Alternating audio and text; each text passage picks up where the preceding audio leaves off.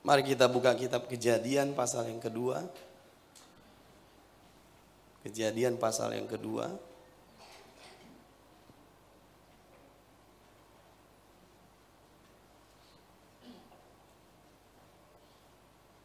Kejadian pasal yang kedua 15.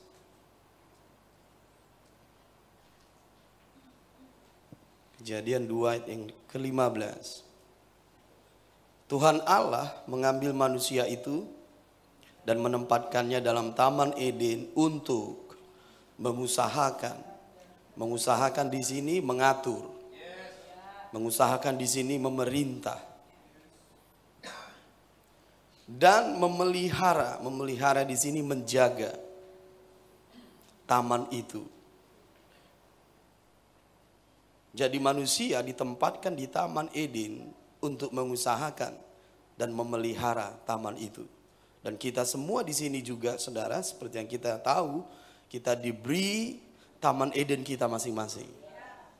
Dan kita menyebutkan minggu lalu bahwa ada dua hal yang sangat penting untuk kita tahu, untuk di mana kita bisa memerintah, mengusahakan dan memelihara taman itu, yaitu yang pertama bagaimana kita memerintah tubuh kita. Dan yang kedua bagaimana daerah tanggung jawab yang diberikan Tuhan kepada kita. Saudara masih ingat di situ? Jadi Tuhan Allah menyuruh manusia itu menempatkannya di Taman Eden untuk mengusahakan dan memelihara. Mari kita Kejadian pasal 1.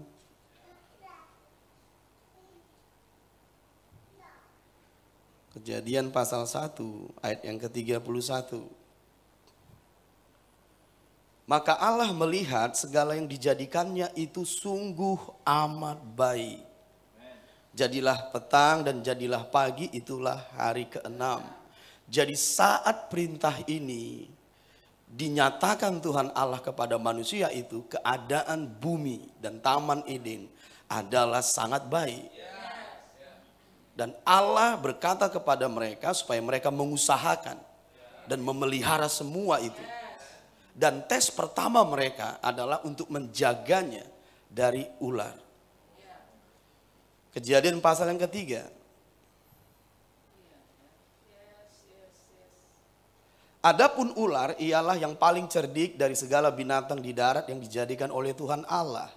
Ular itu berkata kepada perempuan itu, tentulah Allah berfirman, semua pohon dalam taman ini jangan kamu makan buahnya, bukan? Lalu sahut perempuan itu kepada ular itu, buah pohon-pohonan dalam taman ini boleh kami makan. Tetapi tentang buah pohon yang ada di tengah-tengah taman, Allah berfirman, jangan kamu makan ataupun raba buah itu, nanti kamu mati. Tetapi ular itu berkata kepada perempuan itu, sekali-kali kamu tidak akan mati. Beginilah cara iblis mulai memasukkan tipu dayanya, mulai memasukkan pikirannya, untuk membawa manusia itu menentang apa yang Tuhan katakan. Dan yang pertama yang harus mereka lakukan adalah untuk menjaga semua itu dari ular. Sehingga mereka tidak bisa berkata, kenapa Tuhan ular itu masuk? Kenapa ular itu Tuhan kau izinkan berkata-kata kepadaku? Maka Tuhan akan menjawab, aku sudah menyerahkan pemerintahan itu dan kuasa itu kepadamu. Engkau yang harus mengusahakan, engkau yang harus memelihara. Dan ular adalah tes bagimu, bagaimana engkau bisa memelihara taman itu. Ayat yang kelima, tetapi Allah mengetahui bahwa pada waktu kamu memakannya, matamu akan terbuka dan kamu akan menjadi seperti Allah, tahu tentang yang baik dan yang jahat. Perempuan itu melihat bahwa buah pohon itu baik untuk dimakan dan sedap kelihatannya. Lagi pula pohon itu menarik hati karena memberi pengertian. Lalu ia mengambil dari buahnya dan dimakannya dan diberikannya juga kepada suaminya yang bersama-sama dengan dia, dan suaminya pun memakannya. Mereka terpedaya oleh tipu daya si ular. Dan akibatnya ayat 7, maka terbukalah mata mereka berdua dan mereka tahu bahwa mereka telanjang. Lalu mereka menyemat daun pohon ara dan membuat cawat. Lihat apa yang terjadi di Taman Eden. Cara pandang mereka terhadap diri mereka berubah. Karena ular akan membawa kita untuk melihat diri kita tidak seperti Tuhan melihat. Dari sini mereka mulai melihat gambar dirinya rusak. Identitas mereka rusak. Jadi tidak ada harmoni lagi terhadap diri mereka. Cara pandang mereka terhadap diri mereka. Muncullah dari sini konflik-konflik di dalam hidup kita sendiri. Kita harus menjaga hidup kita dari ular. Paham maksud saya? Karena mereka memandang diri mereka itu telanjang, kurang lengkap, kurang sempurna. Cara pandang mereka tidak seperti Tuhan lagi. Cara pandang mereka tidak seperti yang semula lagi. Disharmoni terhadap diri sendiri mulai muncul. Itu kalau kita mendengarkan ular. Di ayat yang ke-8, ketika mereka mendengar bunyi langkah Tuhan Allah yang berjalan-jalan dalam taman itu pada waktu hari sejuk, bersembunyilah manusia dan istrinya itu terhadap Tuhan Allah di antara pohon-pohon dalam taman. Tetapi Tuhan Allah memanggil manusia itu dan berfirman kepadanya, "Di manakah engkau?" Ia menjawab, "Ketika aku mendengar bahwa engkau ada dalam taman ini, aku menjadi takut karena aku telanjang, sebab itu aku bersembunyi." Yang kedua yang terjadi, cara pandang mereka terhadap Tuhan berubah. Tidak seperti semula lagi. Mereka dibawa menjauh oleh cara pandang itu. Jadi tidak saja disharmoni dengan diri sendiri, disharmoni dengan Tuhan pun terjadi. Sehingga mereka menjadi menjauh dari Tuhan. Bukan hanya kepada mereka, tapi juga kepada Tuhan. Mereka harus menjaga Taman Eden itu semula. Tapi membiarkan ular masuk, beginilah akibatnya. Yang ke-11, firman-Nya, "Siapakah yang memberitahukan kepadamu bahwa engkau telanjang? Apakah engkau makan dari buah pohon yang kularang engkau makan itu?" Manusia itu menjawab, "Perempuan yang kau tempatkan di sisiku, dialah yang memberi dari buah pohon itu kepadaku, maka ku makan." Terjadi disharmoni antara suami dan istri. Si suami mulai menyalahkan si istri mulai menyalahkan suami. Cara pandang ini masuk dalam diri manusia ketika mereka mengizinkan ular masuk ke Taman Eden kehidupan mereka. Ini adalah latihan, ujian, dan tes pertama bagi manusia itu untuk mulai memerintah seluruh bumi. Step awalnya adalah Taman Eden. Dari Taman Eden mereka akan meluaskan pemerintahan Allah bagi seluruh bumi. Bisa mengerti maksud saya? Tapi mereka gagal. Terjadi konflik dengan dirinya, konflik dengan Tuhan, konflik suami dengan istri, konflik di antara keluarga. Itu sebabnya keluargamu adalah Taman Edenmu yang harus kau jagai dari ular. Amin. Di situ dikatakan lagi, di ayat yang ke-13, "Kemudian berfirmanlah Tuhan Allah kepada perempuan itu, apakah yang telah kau perbuat ini?" Jawab perempuan itu, "Ular itu yang memperdayakan aku, maka ku makan." Terjadi lagi cara pandang yang salah terhadap ular. Harusnya ular itu adalah hal-hal yang mereka taklukkan, bukan hal-hal yang memperdaya mereka.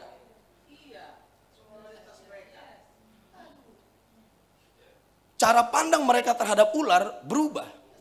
Cara pandang terhadap diri sendiri, cara pandang terhadap Allah, cara pandang terhadap suami dengan istri, cara pandang terhadap anak-anak, cara pandang terhadap ular juga. Berapa banyak kita memiliki cara pandang yang salah terhadap iblis dan roh-roh jahat di udara. Kita berpikir bahwa mereka lebih berkuasa dari kita, lebih berkuasa dari keluarga kita terhadap keluarga kita. Terjadi cara pandang yang salah menyebabkan konflik, disharmoni, kekacauan. Dan lihat di situ dikatakan lagi saudaraku, di ayat yang kita mundur sedikit, di ayat yang lihat bagaimana disharmoni dan konflik mulai terjadi di Taman Eden ketika ular mereka izinkan masuk dan ular mereka izinkan memberi nasihat, memberi masukan dalam hidup mereka. Paham maksud saya? Dan lihat di situ di ayat yang ke-7, "Maka terbukalah mata mereka berdua dan mereka tahu bahwa mereka telanjang, lalu mereka menyemat daun pohon ara dan membuat cawat." Cara pandang mereka terhadap alam pun berubah. Terhadap alam semesta pun berubah. Perlindungan itu harus dari Tuhan, bukan dari alam. Berapa banyak orang membuat alam ini menjadi alat untuk membuat mereka komplit. Tidak, Tuhan yang membuat mereka komplit, bukan alam. Itu sebabnya mereka mulai bergantung ke alam. Harusnya kita berkuasa terhadap alam, sekarang alam berkuasa terhadap manusia. Itu sebabnya berapa banyak manusia tidak bisa lepas dari narkoba. Karena narkoba itu adalah daun ganja. Berapa banyak orang tidak bisa menolak rokok karena itu tembakau, itu semua tumbuh-tumbuhan. Saya bisa mengerti? Harusnya kita berkuasa terhadap alam, ini justru alam yang berkuasa terhadap kita dan memakainya untuk completeness, kesempurnaan diri kita.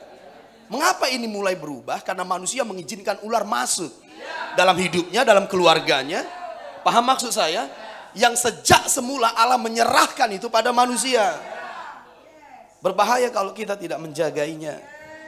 Lalu kemudian saudara, mari kita lihat lagi di ayat yang ke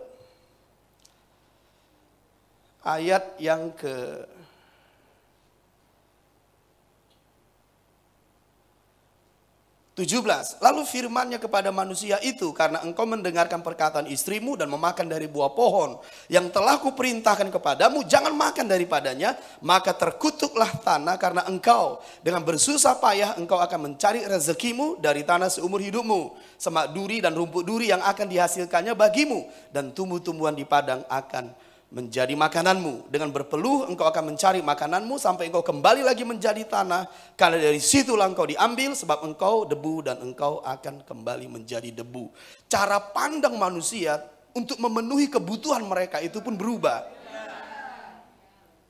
Semula mereka mendapatkan kebebasan untuk makan dan minum, tapi sekarang mereka melihat bagaimana mereka harus mendapatkan itu dengan susah payah, karena mereka mengizinkan ular masuk. Ujian pertama gagal bagi manusia itu. Paham maksud saya? Apa yang terjadi kalau kita izinkan ular menasehati kita? Menerima masukannya. Maka kita akan mengalami disharmoni dan konflik cara pandang yang berbeda terhadap Allah, terhadap dirimu, terhadap pasanganmu, terhadap manusia, terhadap anak-anakmu, terhadap alam, terhadap bagaimana kita mencari nafkah kita. Karena Taman Eden menjadi konflik, kacau balau, Tuhan mengusir mereka. Sampai engkau menang, engkau akan kembali lagi. Karena di kitab Wahyu dikatakan, barang siapa menang, dia akan kuberi memakan pohon kehidupan. Paham maksud saya? Sampai engkau menang terhadap ular itu. Sampai engkau memerintah ular untuk pergi dari area hidupmu, dan engkau menang, engkau boleh kembali dan diberi akses untuk memakan buah pohon kehidupan. Katakan amin. Barang siapa menang, dia akan kuberikan untuk memakan buah dari pohon kehidupan. Karena kita tidak bisa masuk sedemikian rupa, sebab kerub yang berjaga-jaga menjaga pintu ke taman itu. Siapa yang diizinkan kerub untuk masuk dan mengakses pohon kehidupan ini? Mereka yang menang. Menang terhadap dunia, menang terhadap iblis, menang terhadap dosa. Katakan amin 2 kali. Barang siapa menang, dia akan kuizinkan masuk dan mengakses makanan ini. Amin. Menang terhadap dunia, menang terhadap dosa, menang terhadap iblis. Haleluya. Jadi yang penting bagi kita untuk menjaga dan memelihara taman Eden kita dari ular.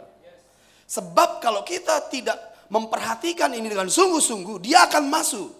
Yang semula sangat baik di Kejadian 1 menjadi sangat kacau di Kejadian 3. Karena setan dan para pengikutnya akan selalu membuat kekacauan. Bisa mengerti? Dan kita harus menjaganya. Wahyu pasal 12. Wahyu pasal 12. Di ayat yang keempat. Wahyu pasal 12 ayat yang keempat. Dan ekornya, ini naga itu, yang adalah iblis. Di kitab Wahyu dia naga, di kitab Kejadian dia ular. Tapi dia tetap iblis. Dan ekornya menyeret sepertiga dari bintang-bintang di langit. Bintang-bintang di langit itu anak-anak Allah yang adalah para malaikat. Jadi waktu kejatuhan iblis, dia membawa sepertiga jumlah malaikat di langit. Turun bersamanya. Itulah jumlah mereka di bumi ini sekarang untuk mendatangkan kekacauan bagi umat manusia. Dan kau harus menjagainya. Kau harus menjagainya. Karena dia akan terus bekerja untuk membuat kekacauan dalam hidup kita. Iblis dan roh-roh jahat sepertiga bintang di langit. Bintang-bintang di langit itu adalah anak-anak Allah. Angelic creation, para malaikat, itu maksudnya. Paham maksud saya? Yohanes pasal 10.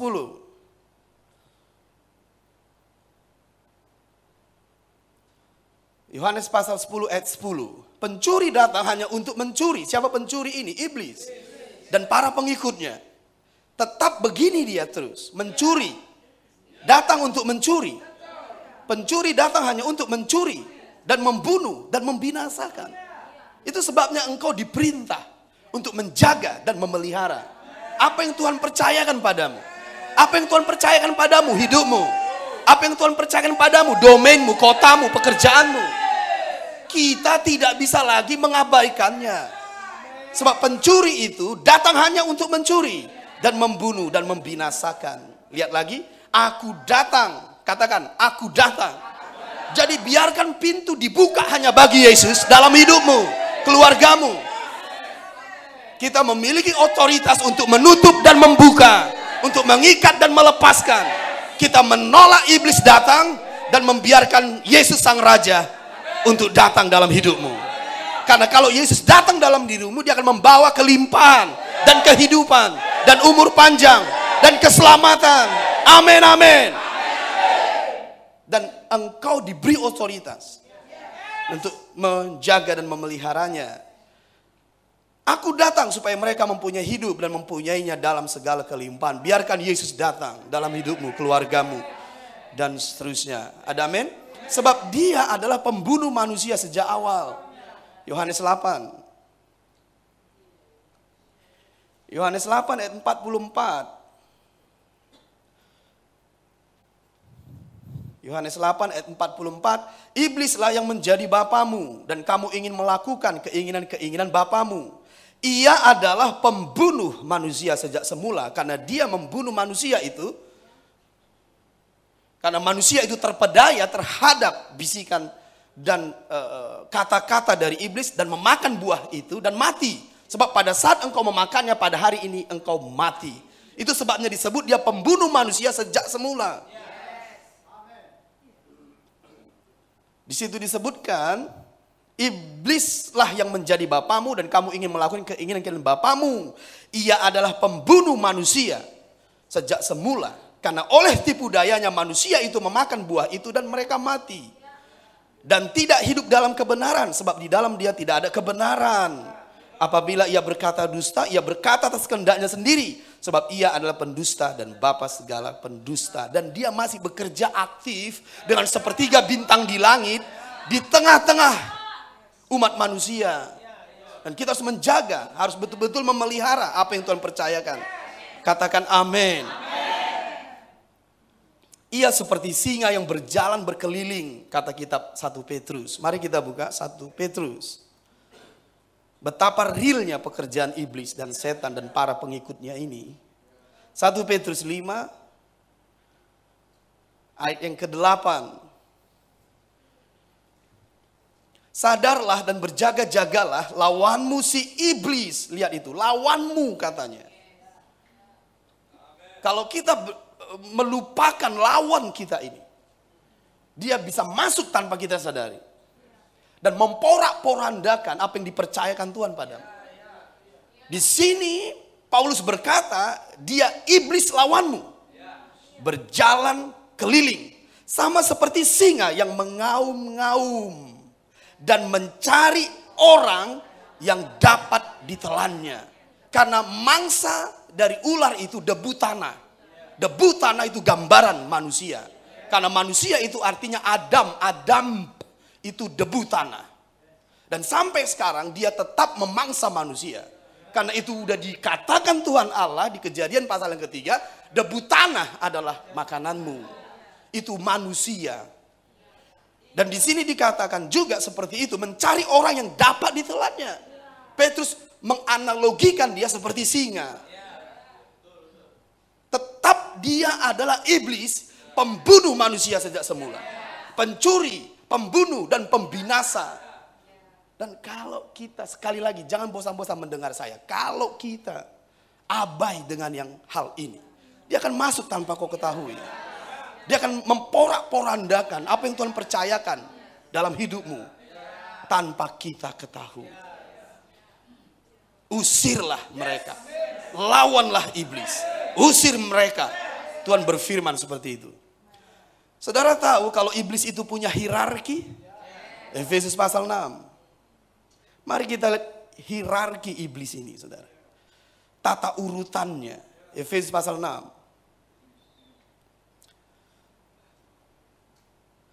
Efesus pasal 6 ayat 12. Karena perjuangan kita bukanlah melawan darah dan daging, tetapi melawan pemerintah-pemerintah. Itu yang pertama. Pemerintah-pemerintah. Pemerintah-pemerintah ini di alam roh, ini bukan manusia fisik. Karena di situ disebut bukan melawan darah dan daging, itu manusia. Berarti Paulus sedang membawa kita mengenai pemerintah-pemerintah di alam roh. Karena perjuangan kita bukanlah melawan darah dan daging, maksudnya manusia, tetapi melawan pemerintah-pemerintah. Ini adalah penguasa-penguasa di alam roh. Iblis menyeret sepertiga bintang di langit katanya. Ternyata mereka memiliki struktur hierarki. Yang pertama, yang paling tertinggi, pemerintah-pemerintah. Kemudian di bawahnya melawan penguasa-penguasa. Kemudian melawan penghulu-penghulu dunia yang gelap ini. Dan yang terakhir melawan roh-roh jahat di udara. Jadi kalau kita lihat hierarki mereka yang paling tinggi adalah pemerintah-pemerintah.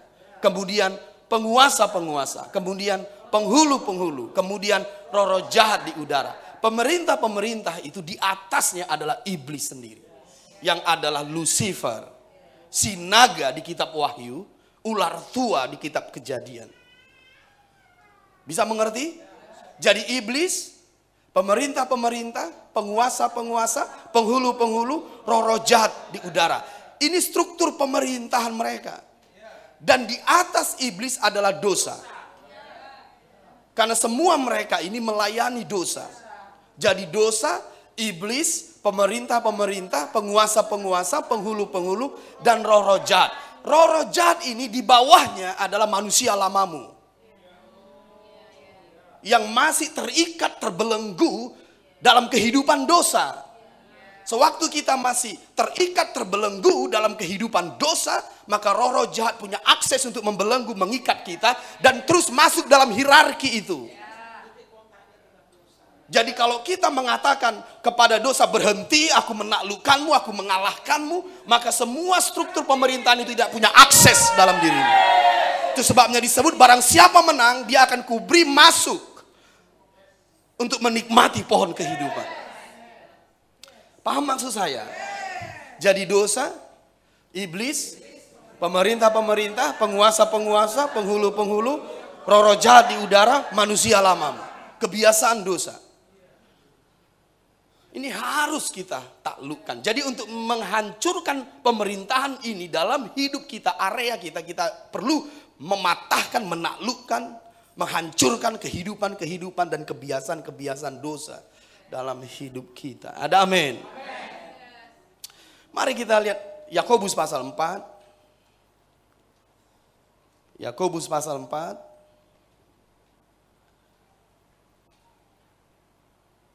Yakobus pasal 4 ayat yang ke-7. Karena itu tunduklah kepada Allah dan lawanlah iblis. Engkau disuruh melawannya, mengusirnya. Usirlah setan-setan. Usir dia, lawan iblis. Maka ia akan lari daripadamu. Lawan iblis dengan iman yang teguh. Lawan dia, usir dia. Mengapa? Karena dia ingin memporak-porandakan, mencuri, membunuh, membinasakan. Sejak itulah Sejak dari dulu begitulah dia. Saudara bisa mengerti maksud saya? Jadi dengarkan ini, kita harus menjaga daerah tanggung jawab yang diberikan Allah kepadamu, yaitu hidupmu, tubuhmu, kemudian daerah-daerah yang diberikan Allah kepadamu untuk engkau tanggung jawabi, keluargamu, pelayananmu, gerejamu, pekerjaanmu, kotamu, dan bangsamu. Paham maksud saya? Mari kita lihat Kisah pasal 16. Kisah pasal 16. Kisah pasal 16.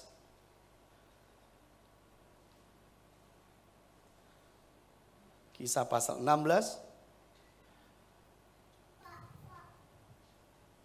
Ayat yang ke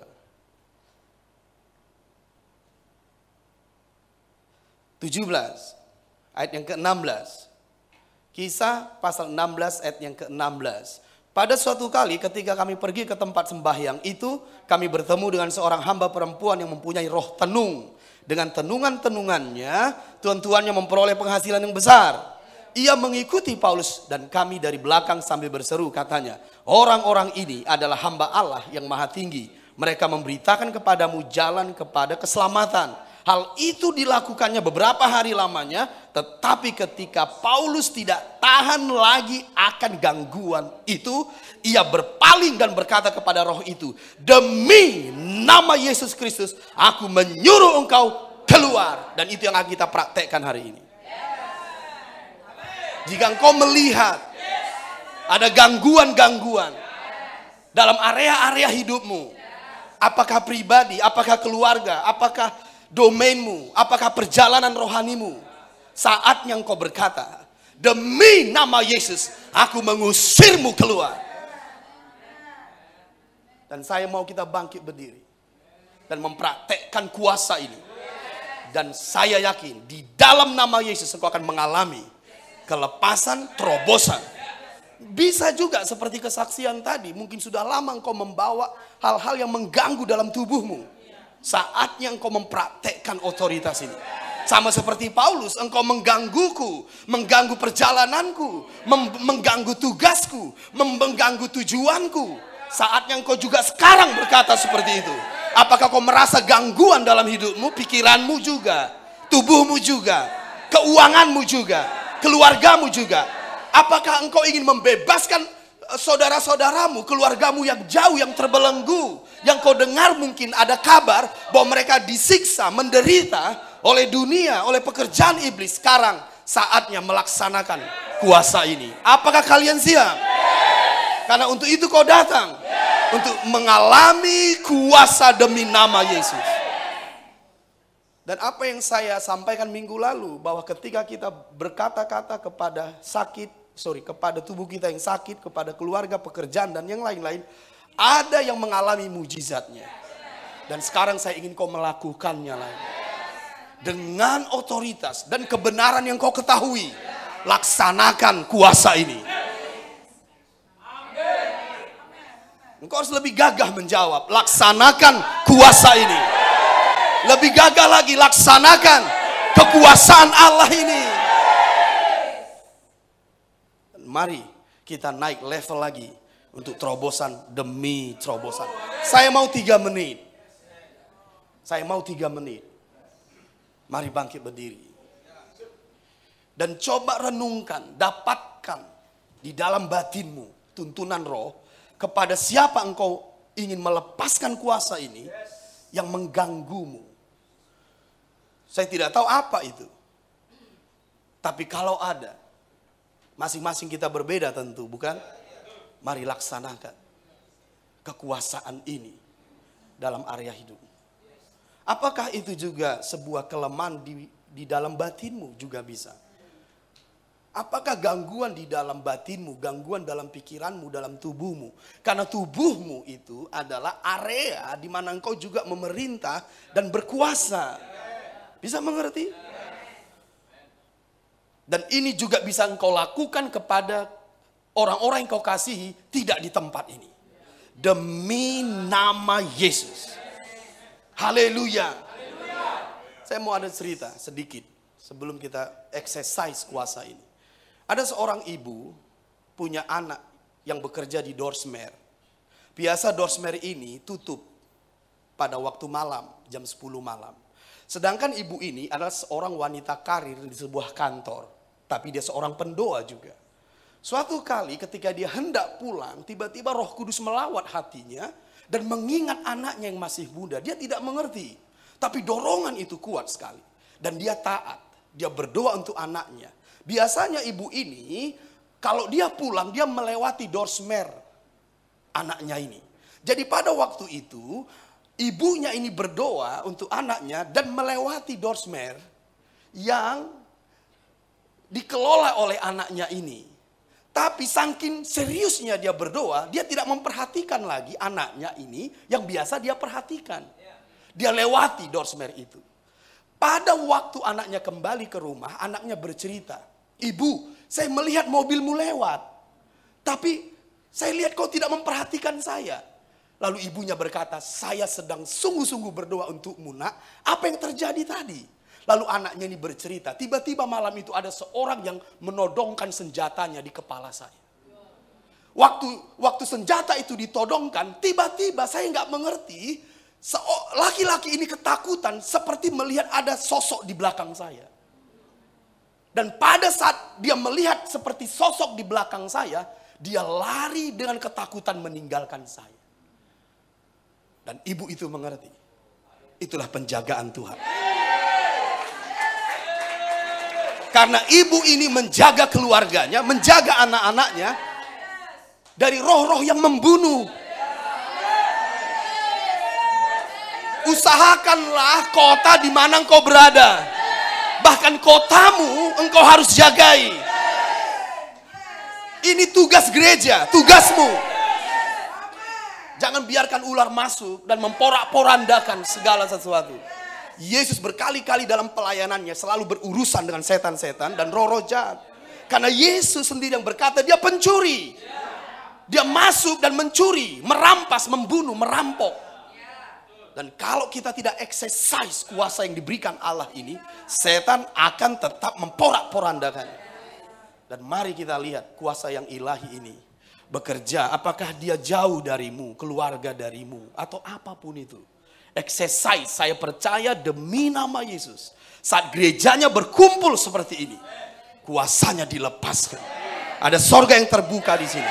Yang percaya dengan gagah katakan, amin. Lebih lagi, amin. Saya mau 3 menit yang beriman, berkuasa, mengalir dari hatimu. Mungkin dia keluargamu yang jauh, mungkin dia tubuhmu, apapun itu.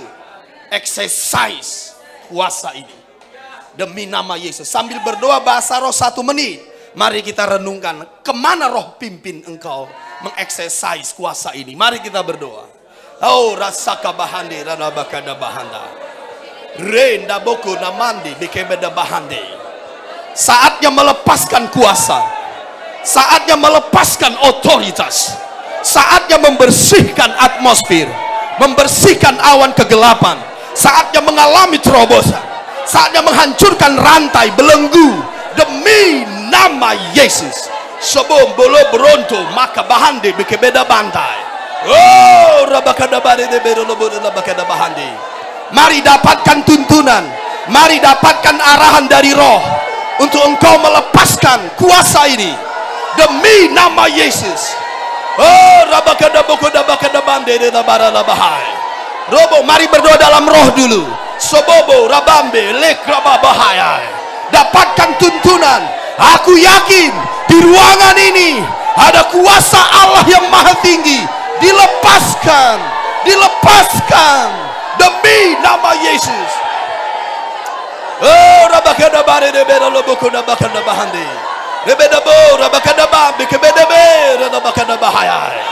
Dapatkan anak-anakku, dapatkan tuntunan roh sebelum kita berdoa demi nama Yesus, demi nama Yesus, demi nama Yesus.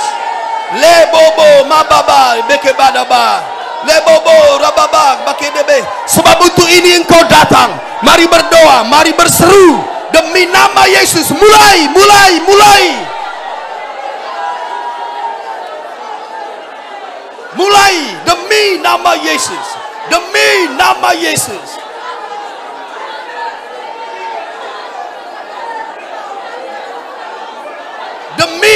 nama Yesus. Exercise kuasa ini untuk keluargamu, orang-orang yang kau kasihi, domainmu, pekerjaanmu. Demi nama Yesus, usir setan-setan, belenggu dia, ikat dia. Demi nama Yesus, usir dia dari taman Edenmu, usir dia sekarang. Oh, demi nama Yesus, alami kebebasan, alami kesembuhan, alami pemulihan. Demi nama Yesus, di ruangan ini ada kuasa dalam nama Yesus.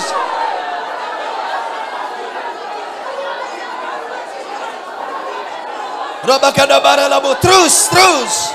Oh, jangan sia-siakan. Ayo masuk dalam kuasa, masuk dalam kuasa. Ayo mulai berdoa, masuk dalam kuasa, masuk dalam iman demi nama Yesus. Masuk dalam iman, masuk dalam otoritas.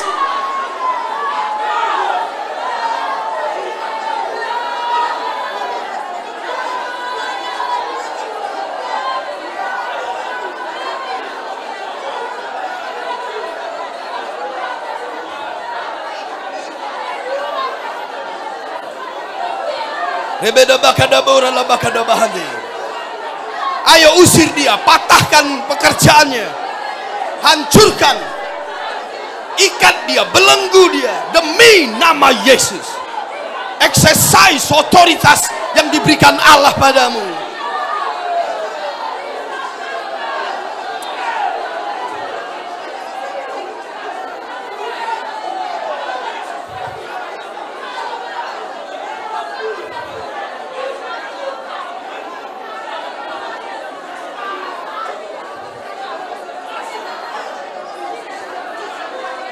Haleluya.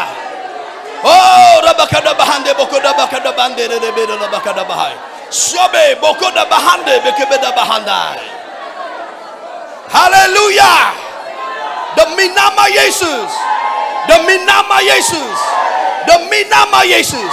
Aku menghancurkan belenggu dan ikatan dan tembok, merubuhkannya yang dibangun setan dan kuasa-kuasa kegelapan dalam hidupmu, keluargamu, anak-anakmu.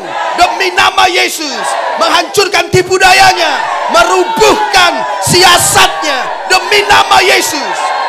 Oh, haleluya.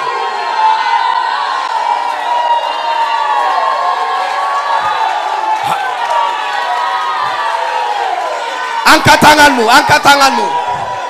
Angkat tanganmu anak-anakku. Aku mendeklarasikan pernyataan Tuhan di ruangan ini untuk hidupmu, keluargamu, anak-anakmu, untuk tubuhmu yang lemah dan sakit, untuk keuanganmu, pekerjaanmu. Aku mendeklarasikan atas nama Tuhan Yesus Kristus, hari ini semua pekerjaan setan dan roh-roh jahat berakhir, berakhir.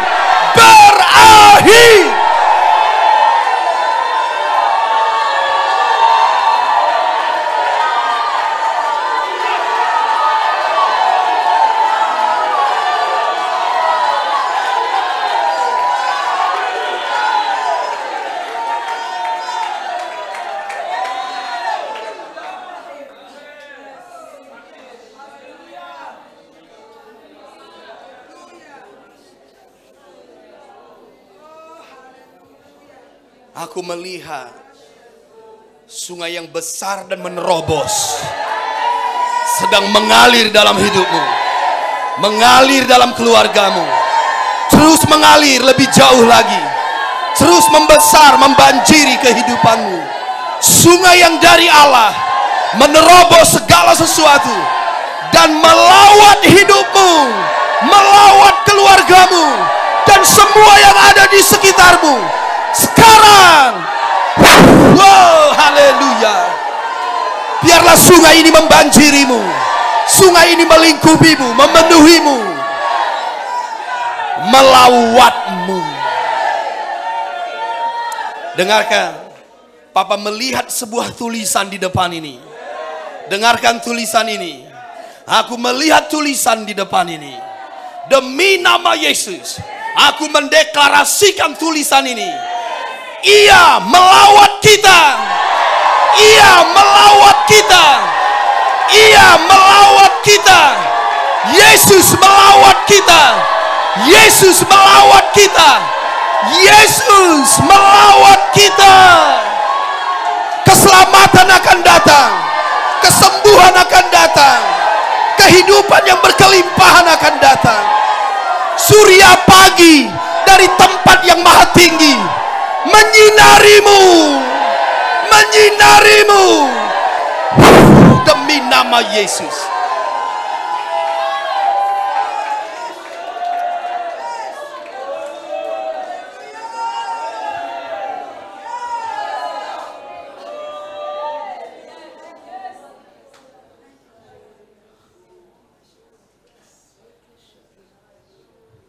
Surya pagi dari tempat Allah yang maha tinggi menyinarimu demi nama Yesus, sebab Ia melawat kita.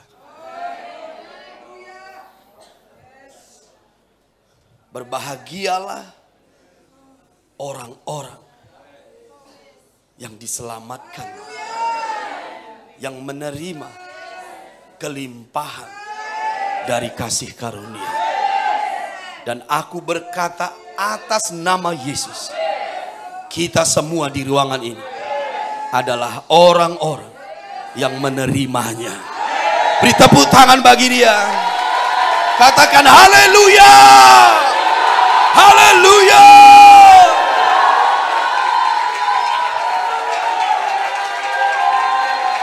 Demi nama Yesus. Haleluya. Terpujilah Engkau Tuhan. Terpujilah Engkau. Demi nama Yesus kami bersyukur Tuhan. Haleluya. Sama-sama kita berkata amin. Haleluya. Silakan duduk. Saya ingin melanjutkan sedikit dan tetap dalam dimensi roh seperti ini, saudara. Sebentar lagi, amin. Dengan apakah kita memerintah? Pertanyaan ini saya sampaikan kepada kita di ruangan ini. Dengan apakah kita memerintah? Dengan perkataan di mulut kita. Ini minggu lalu saya sampaikan. Dengan perkataan di mulut kita. Dan saya sampaikan minggu yang lalu tentang 1 Raja-Raja 17 ayat 1. Bagaimana Elia berkata kepada hujan jangan turun, hujan pun tidak turun. Mari kita lihat dulu 1 Raja-Raja 17 ayat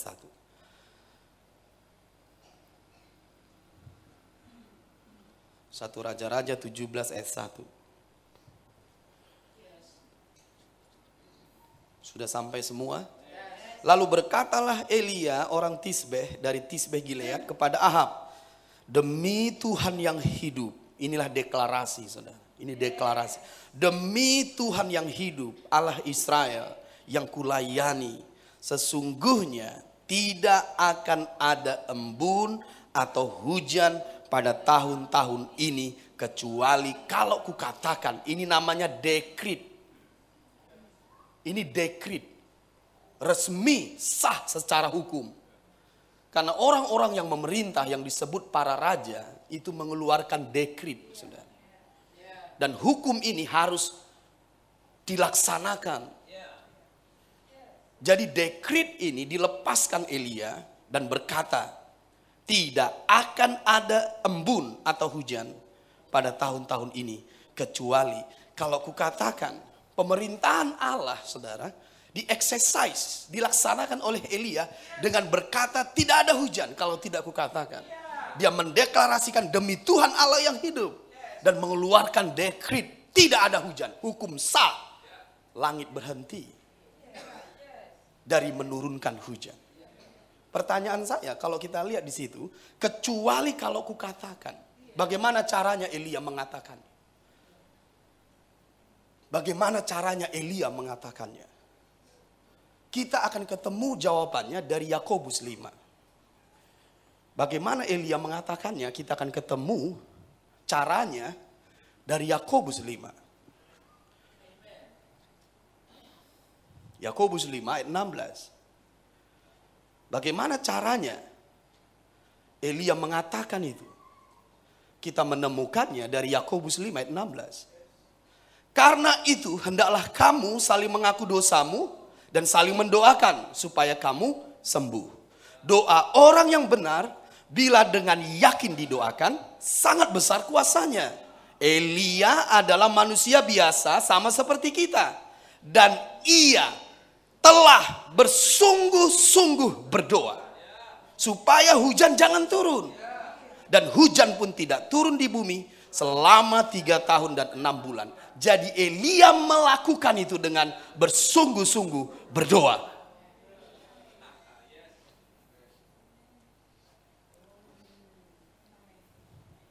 Itu sebabnya Papa berkata kepadamu, berkata-kata, berdoa dan bernubuat adalah hal yang harus kita lakukan setiap hari. Untuk melihat janji-janjinya bagi kita di tahun ini menjadi nyata. Indonesia yang baru menjadi nyata.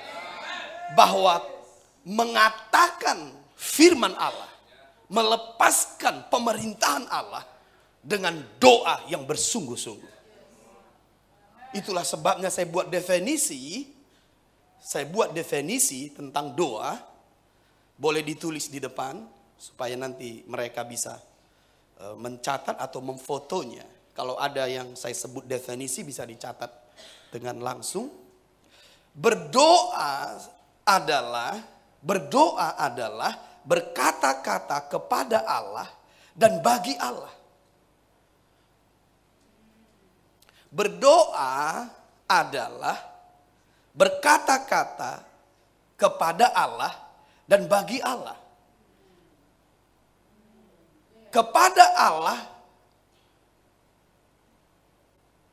sebagai imam, bagi Allah sebagai raja. Karena kita adalah imamat yang rajani. Saya ulangi. Supaya kita bisa mengerti bahwa Elia itu berdoa dengan mengatakan hujan jangan turun. Karena berkata-kata itu kepada Allah dan bagi Allah itu doa. Saya ulangi. Berdoa adalah berkata-kata kepada Allah dan bagi Allah. Kepada Allah sebagai imam, bagi Allah sebagai raja. Karena kita adalah imamat yang rajani. Saya akan jelaskan sedikit ini. Sebentar. Saya ulangi.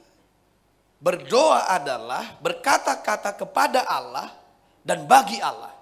Kepada Allah sebagai imam. Bagi Allah sebagai raja. Karena kita adalah imamat yang rajani.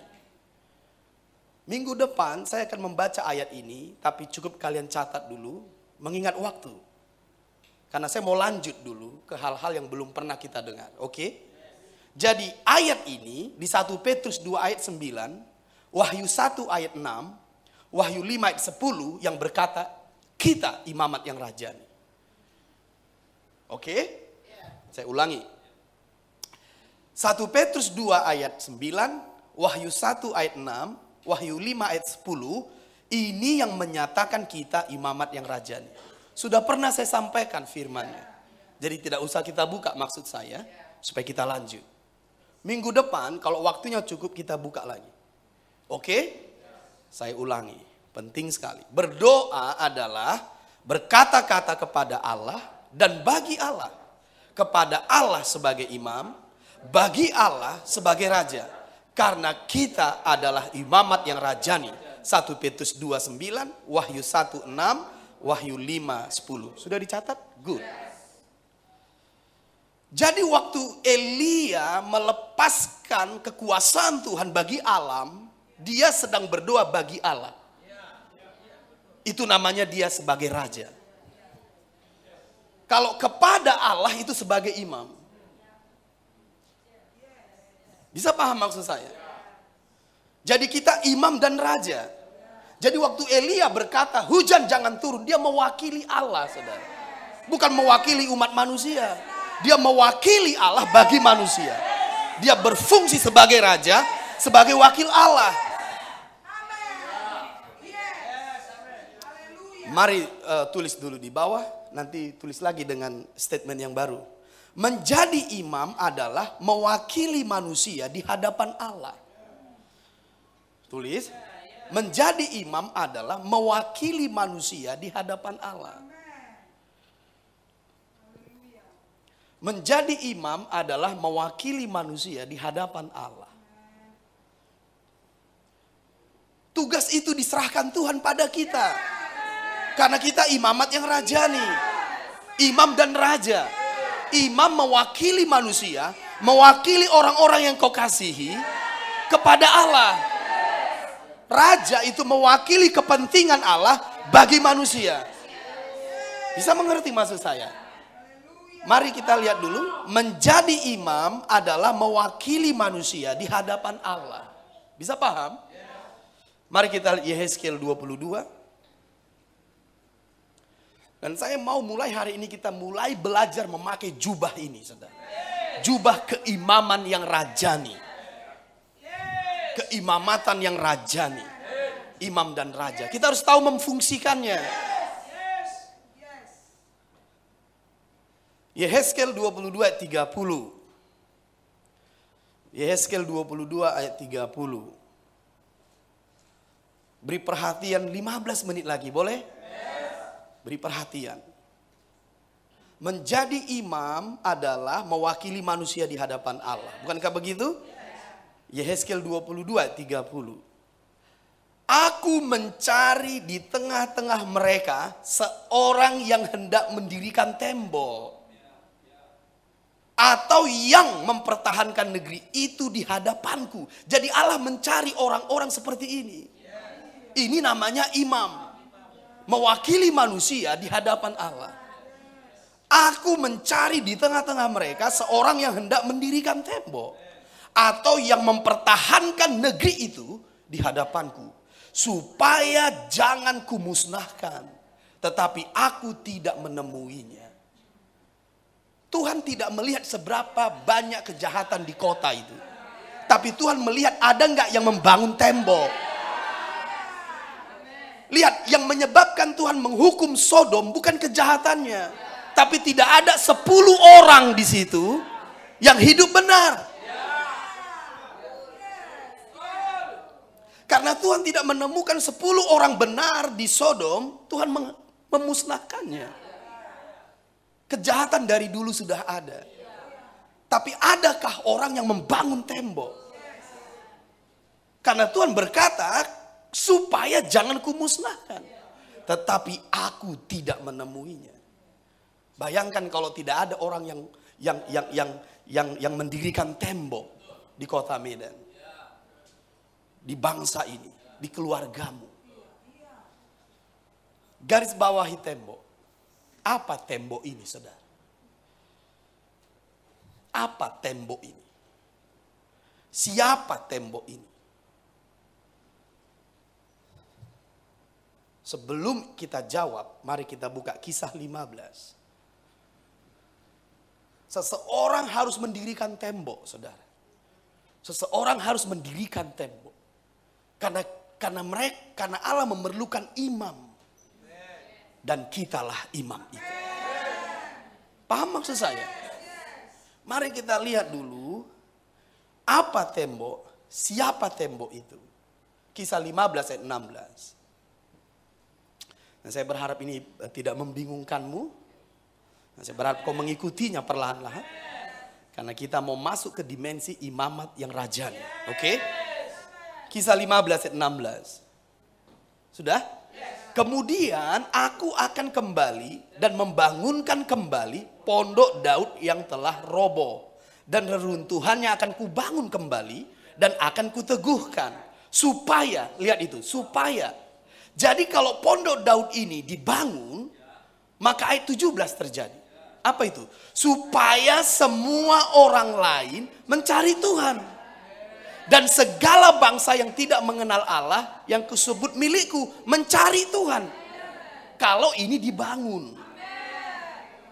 Tapi di ayat 16 dikatakan pondok Daud itu telah roboh.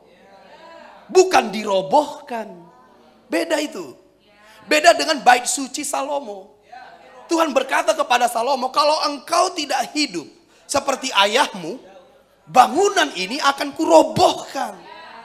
Tapi ini tidak dirobohkan, tapi roboh. Kau akan tahu nanti kenapa ini tidak dirobohkan, tapi roboh. Supaya kita bisa mengerti arti tembok ini, saudara. Karena kalau ini dibangun, semua bangsa akan mencari Tuhan. Semua bangsa akan diselamatkan. Ini fungsi imamat yang rajani. Ini fungsi eklesia. Kalau kita bicara tentang pemerintahan Allah di bumi bagi Indonesia yang baru, kau harus mengerti tentang eklesia. Dan saya berharap kalian siap untuk dimensi ini. Apakah kalian siap? Jadi disebutkan kalau pondok Daud dibangun lagi, semua bangsa akan mencari Tuhan.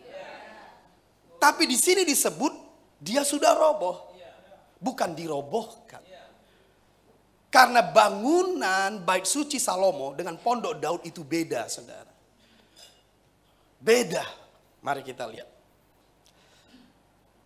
Sedikit menguatkan dulu Amos 9. Sedikit menguatkan tentang pondok Daud ini.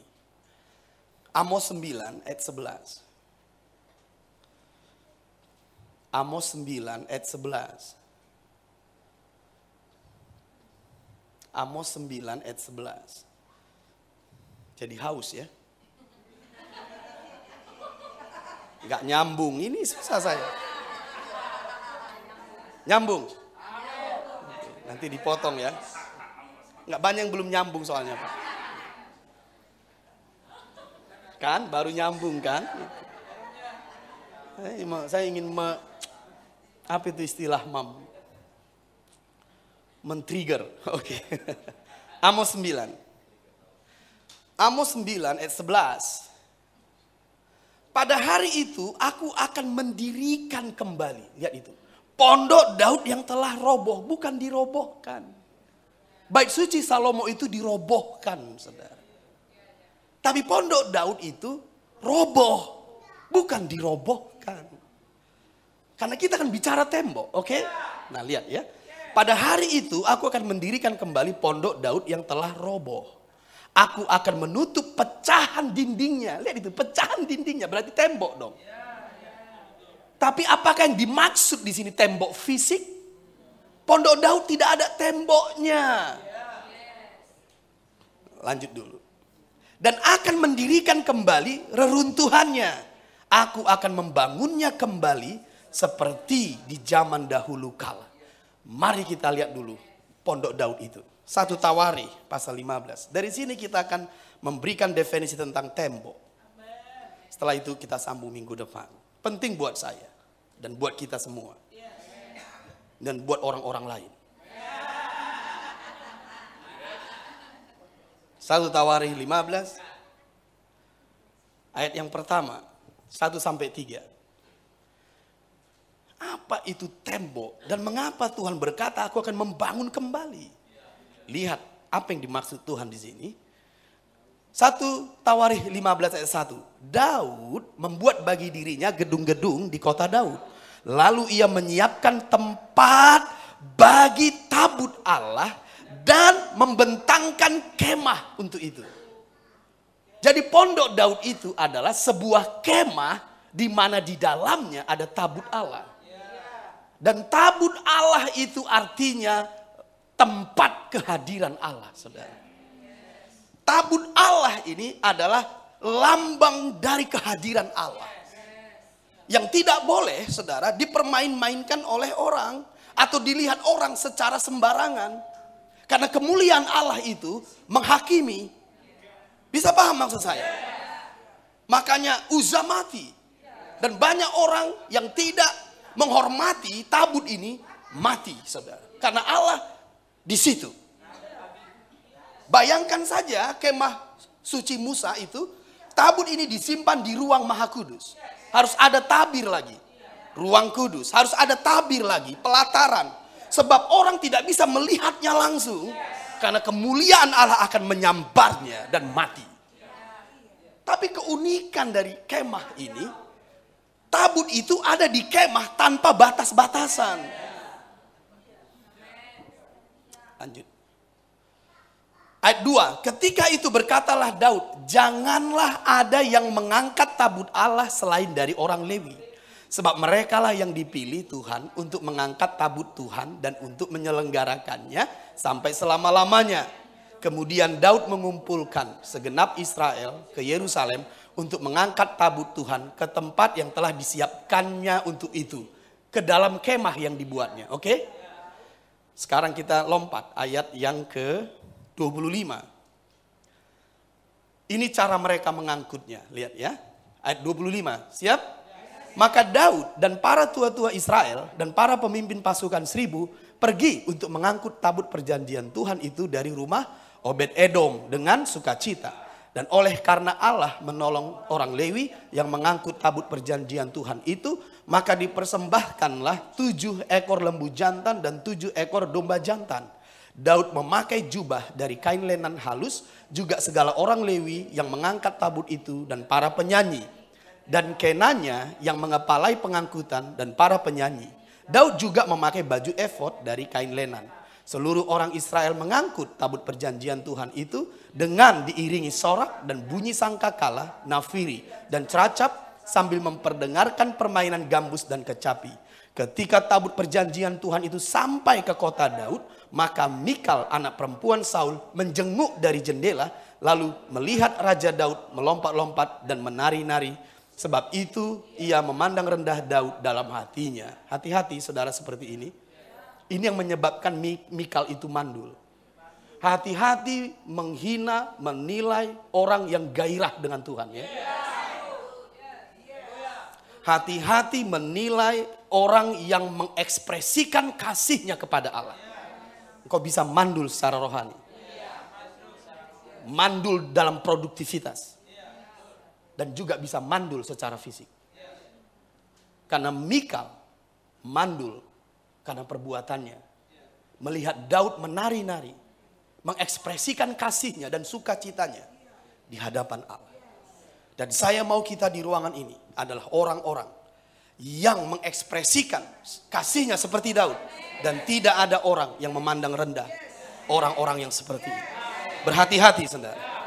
Jadi tabut ini dibawa ke kota Daud dalam sebuah kemah. Oke? Nah, 1 Tawarikh 16. Bagaimana kemah itu? Ayat yang pertama. Tabut Allah itu dibawa masuk. Lalu diletakkan, perhatikan. Diletakkan di tengah-tengah kemah yang dipasang Daud untuk itu. Kemudian mereka mempersembahkan korban bakaran dan korban keselamatan di hadapan Allah. Setelah Daud selesai mempersembahkan korban bakaran dan korban keselamatan, diberkatinya bangsa itu demi nama Tuhan. Lalu dibagikannya kepada setiap orang Israel, baik laki-laki maupun perempuan, kepada masing-masing sekeping roti, sekerat daging, dan sepotong kue kismis. Juga diangkatnya dari orang Lewi itu beberapa orang sebagai pelayan di hadapan tabut Tuhan untuk memasyurkan Tuhan, Allah Israel, dan menyanyikan syukur dan puji-pujian baginya. Di kemah suci Musa tidak ada yang seperti ini. Tidak ada nyanyian, tidak ada pujian, tidak ada rebana, tidak ada musik, tidak ada nafiri. Di kemah suci Musa semua diam. Yang ada hanya korban. Membawa darah ke dalam ruangan, semua diam. Tapi di kemah Daud ini, semua orang bernyanyi, semua orang memuji, semua orang menyembah. Paham maksud saya? Ayat 5. Kepala ialah Asaf dan sebagai orang kedua ialah Zakaria. Lalu Yeiel, Semiramot, Yeiel Matica dan seterusnya.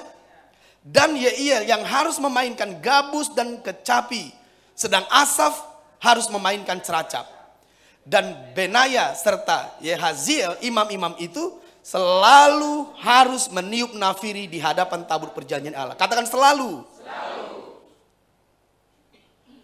Ayat yang ke-7. Kemudian pada hari itu juga maka Daud untuk pertama kali menyuruh Asaf dan saudara-saudara sepuaknya menyanyikan syukur bagi Tuhan. Dan itu mereka lakukan setiap hari. Mari kita lihat ayat 37. Lalu Daud, ayat 37, lalu Daud meninggalkan di sana di hadapan tabut perjanjian Tuhan itu sama-sama Asaf dan saudara-saudara sepuaknya untuk tetap melayani di hadapan Tuhan itu seperti yang patut dilakukan setiap hari. Jadi yang membatasi tembok itu adalah orang-orang yang setiap hari memuji, bernyanyi, menyembah dan berdoa. Jadi temboknya yang menghalangi tabut itu keluar adalah orang-orang.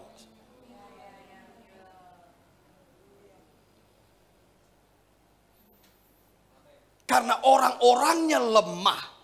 Karena orang-orangnya tidak hidup seperti nenek moyangnya, makanya mereka jadi roboh. Dan Allah mencari orang-orang seperti itu lagi sekarang. Menjadi tembok. Bisa paham maksud saya? Karena di mana ada tabut Allah, di situ ada kesejahteraan bagi bangsa itu. Ada keselamatan, ada kesembuhan, ada berkat yang berkelimpahan. Dan pemerintahan Allah dinyatakan saat tabut Allah ada di situ. Itulah sebabnya Allah memasyurkan nama Daud. Karena Allah ada bersama Daud. Selama tabut Allah ada di situ. Ini menjadi sangat revolusioner sebab tabut itu tidak ditaruh di kemah suci Musa yang dilihat Musa di Gunung Sinai. Ini tabut yang ditaruh di kemah Daud di mana orang-orang lah yang mengelilingi tabut itu sebagai tembok. Karena kemuliaan Allah itu kalau tidak dihalangi dia akan menghukum. Dia akan menghakimi. Tapi kalau ada orang yang menjadi tembok, aku tidak akan menghukum. Aku tidak akan menghakimi. Tapi aku akan menyelamatkan. Itu sebabnya disebut adakah seseorang yang membangun tembok supaya tidak kumusnahkan.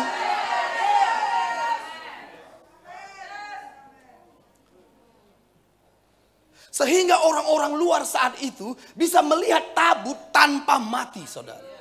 Karena ada tembok. Suku, kaum, dan bahasa saat itu bukan orang Israel asal melihat tabut itu. Tidak mati. Kalau ada orang yang membangun tembok.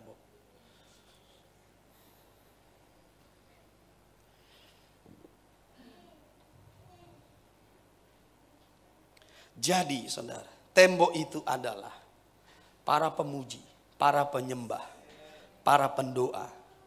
Artinya adalah manusia. Saya ulangi.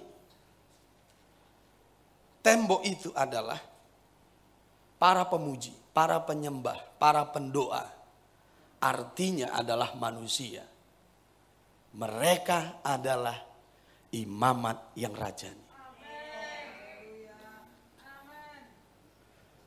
Mereka adalah imam-imam bagi Allah. Mereka adalah imam-imam bagi Allah. Kalau engkau menjadi tembok bagi keluargamu, hidupmu, kotamu, yang datang kepada mereka adalah keselamatan, kasih karunia, bukan penghakiman. Tapi kalau tidak ada orang yang menjadi tembok, penghakiman Tuhan akan datang. Yesaya 62.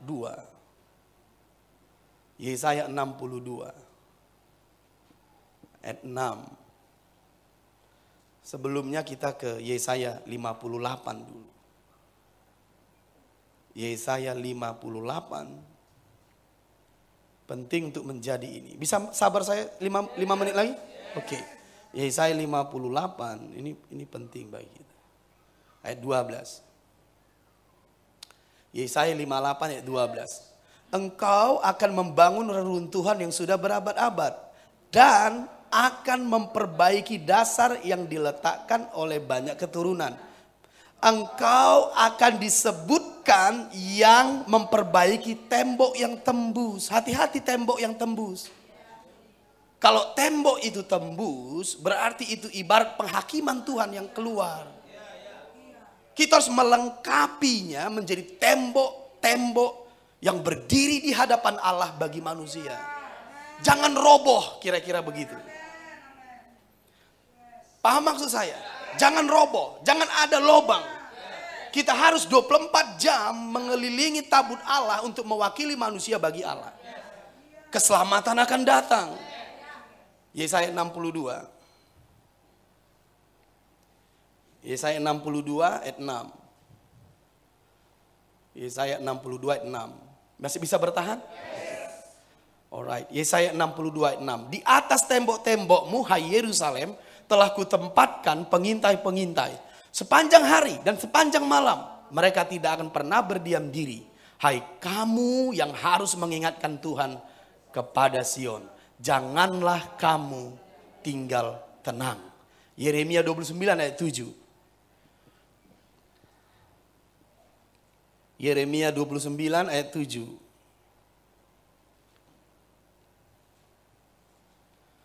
Yeremia 29 ayat 7.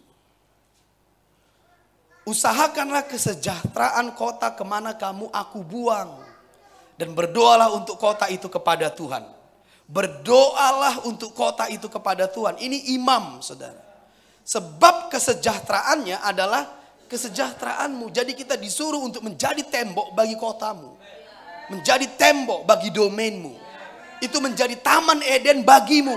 Menjagainya. Amin.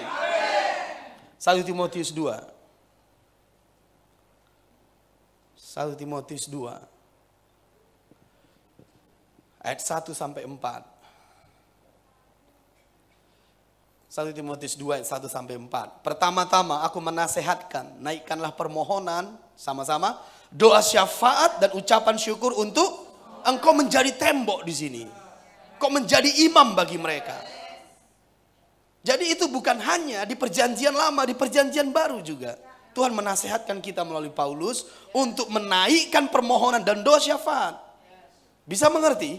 Ayat 2, untuk raja-raja dan untuk semua pembesar, agar kita dapat hidup tenang dan tentram dalam segala kesalehan dan kehormatan. Bukan hanya itu, mari lihat ketiga. Itulah yang baik dan yang berkenan kepada Allah, juru selamat kita. Lihat, yang sama-sama, yang menghendaki supaya semua orang diselamatkan dan memperoleh pengetahuan akan kebenaran. Bayangkan kalau tidak ada orang menjadi tembok. Ayat 4 ini, saudara bisa definisikan sendiri. Ayo kita baca dulu ayat yang keempat. Yang 2-3 ya, yang menghendaki supaya semua orang diselamatkan dan memperoleh pengetahuan akan kebenaran. Saudara mulai dapatkah mengerti mengapa Tuhan ingin membangun pondok Daud? Saudara bisa mengerti kenapa Tuhan ingin mencari seseorang yang membangun tembok? Ingin membangun kembali pondok Daud? 1 Timotius 2 ayat keempat berkata yang menghendaki semua orang diselamatkan. Kalau gereja ini hidup dalam fungsi keimamanan ini, kita akan menyelamatkan kota ini, domainmu dan bangsamu. Amin, amin. Kita kembali ke kisah pasal 15. Kisah pasal yang ke-15. Karena ini yang kita sebut tadi. Kisah 15. Saya harap kita mengerti tentang pernyataan ini. Ayat 16. Kemudian aku akan kembali dan membangun kembali pondok Daud yang telah roboh. Apa yang roboh di sini? Temboknya. Tembok itu orang. Karena Tuhan tidak menemukan orang yang membangun tembok. Kalau Tuhan menemukan, engkau menjadi tembok. Bagi keluargamu, bagi domainmu. Keselamatan akan datang. Makanya saya heran, kenapa gereja-gereja mulai meninggalkan syafaat ini. Mulai meninggalkan doa syafaat yang rajani, keimaman seperti ini. Tuhan ingin membangun tembok bagi Medan, bagi Indonesia. Makanya Papa menasehati kita. Bahkan memerintahkan anak-anaknya. Jadilah seorang yang membangun tembok. Untuk sekolahmu, untuk domainmu, untuk kotamu. Karena kalau tidak ada orang yang membangun tembok, hukuman Tuhan akan datang ke kota. Mari bangkit, ambil posisi. Katakan kanan kiri, engkau imamat yang rajani. Laksanakan fungsi keimaman, mewakili manusia, keluargamu, kotamu, kepada Allah. Jadilah tembok, bukan tembok yang roboh, bukan tembok yang bolong, tapi tembok yang kokoh, yang siang malam mengingatkan Tuhan akan Sion, akan Indonesia, akan Medan, akan keluargaku, sampai Ia melawat kita. Ingat statement tadi, Ia melawat kita. Keselamatan akan datang, tuaian akan datang, pertobatan akan datang, kesembuhan akan datang. Sebab bangsa-bangsa akan mencari Dia dan diselamatkan. Siapa yang mau menjadi tembok di sini? Siapa yang mau menjadi tembok di sini? Aku berdoa kepadamu demi nama Yesus, supaya gairah rohani, kerinduan yang dalam, keinginan yang luar biasa untuk bersyafaat bagi Indonesia, bagi Medan, bagi keluargamu, bagi suamimu, bagi istrimu, bagi anak-anakmu, bagi domainmu, bertumbuh, berkembang, dan membara di hatimu. Aku memberkatimu dengan roh ini demi nama Yesus. Engkau akan menjadi tembok-tembok yang kokoh. Engkau akan menjadi tembok-tembok yang teguh, yang menjadi imam bagi Allah untuk manusia. Oh, rabakada bahande, rabakada bahande. Terimalah urapan ini, terimalah roh ini di dalam nama Yesus.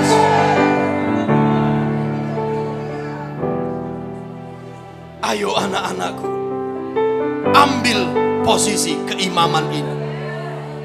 Jangan biarkan tembok itu roboh. Jangan biarkan.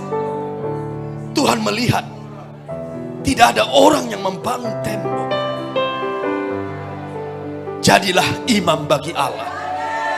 Jadilah imam di hadapannya. Dan lihatlah keselamatan yang dari Allah akan melawat keluarga, melawat kota, melawat bangsa. Demi nama Yesus, engkaulah tembok itu, engkaulah imamat yang rajani, engkau tembok itu, engkau tembok itu. Mari mengingatkan Tuhan, mari menjadi imam di hadapannya. Berdoalah, bersyafaatlah untuk bangsamu, untuk kotamu. Oh, bangkit berdiri, angkat tanganmu, bernyanyilah baginya, sembahlah Allahmu, dan jadilah tembok, jadilah tembok, jadilah imam, jadilah pendoa syafaat, jadilah